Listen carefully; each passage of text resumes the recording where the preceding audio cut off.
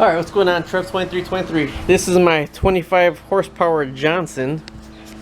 I actually had it redone, re-cleaned everything. Not cleaned, you can't tell it's not clean, but the carburetor redone, tuned up is the word I'm looking for, tuned up.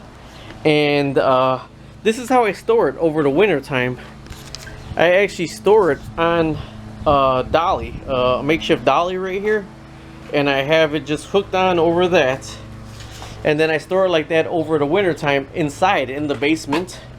And then I bought another one, a C-Sense Outboard motor lock. If you could look at my other video with the Outboard motor lock, I had the other kind and I popped it off with a screwdriver. So I wanted something a little bit stronger. Really, if they're gonna get it, they're gonna get it. But when it's sitting in the backyard on the boat with the video cameras and with people with dogs, maybe when they're trying to break all this rattled noise, you know, it'll alert somebody. All right, that's why I'm locking it up with this. But I've been waiting for my son to come home from work to help me, but I'm too impatient, so I'm going to try to get this on the boat right now. Alright, I'm mounting my 25 horsepower Johnson right now. And what I was showing you with the hose, the clip of the hose is the same clip for here, but actually it goes this way, and it goes on the boat motor here. Oh, it's dripping out of here. I was like, where's that dripping from? There's nothing in this tank yet. So it goes all the way on and locks onto here. So when you're actually done with the motor, before you pull it in, when it's still in the water, because you don't want this to run hot, so when it's still in the water before you pull it in, you disconnect this out of here and then you let the motor run to drain out, so you don't leave the gas in the motor and sit till next season. I'm gonna put this motor actually bolts through the boat right here. One thing I want to show you is for the end of the season, a spider made its nest in the hole right here. I'm going to take all this off. This was siliconed down with these big washers. So I'm going to re-silicone the big washers back on there. But I wanted to show you that there's a spider that made its nest in that hole. Now the same thing over here, what I was advised. Where's that hole? Right there. The little hole. That's the spill hole for the water. The water gets sucked in here. The impeller shoots it up here to cool the engine, and it shoots off right here. To put a tiny little wire or something in there, because if that's plugged up, if a spider made a nest in that, like a spider made a nest in the other side, your engine's going to overheat. So make sure you got water coming out of there right when you started for the season. All right, what I'm using for right there, the back of the boat, somebody already has silicone on there, so I'm using 100% silicone, 100% silicone. It's the same thing that they use in the fish tanks to keep the water in the fish tanks. But I took it off last year. It had some silicone on it, so I'm just re-siliconing it again because it's going to sit here for another year. Alright.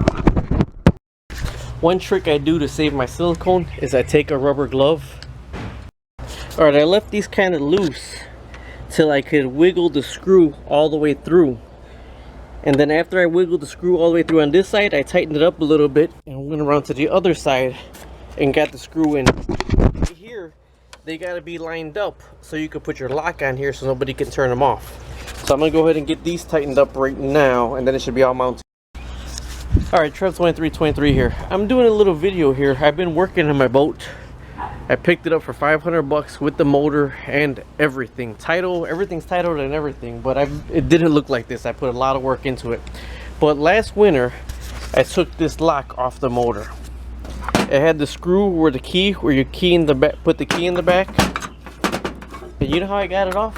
With a flathead screwdriver. The key didn't even work. I can't even see the thing. It's supposed to, I guess, just be a screw on there and turn the key constantly till it gets off. Now it feels pretty heavy duty. It actually does. But I put a screwdriver in between here and popped it off. So I said, no way, I'm not getting the exact same one. So I picked up this one from C-Sense, right? In the box it looks really good. Same concept, where it locks in the handles. It locks in the two handles so nobody can unscrew it.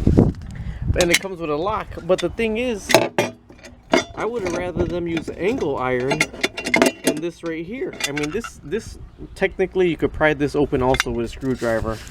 So eventually I'm going to make my own with angle iron. But I just wanted to show you the concept of this. This locks in right there. There's a lock. And it slides over the two twistings for the motor, so nobody can twist the motor off. and then you put the lock on the end of it so it can't slide back. So you slide it one way to lock it, and then you put the lock on it so it can't slide backwards. But like I said, the other one is actually thicker metal. You know what, if this one actually had that concept, this would be better. This right here, I mean, this is really heavy. If this had that other concept, this would actually work better than what the other one did. But this is Outboard lock, and the other one by C-Sense. So yeah, I'll probably be doing another video on making this concept, but welding it together out of angle iron, because that's what I would do. All right, bye.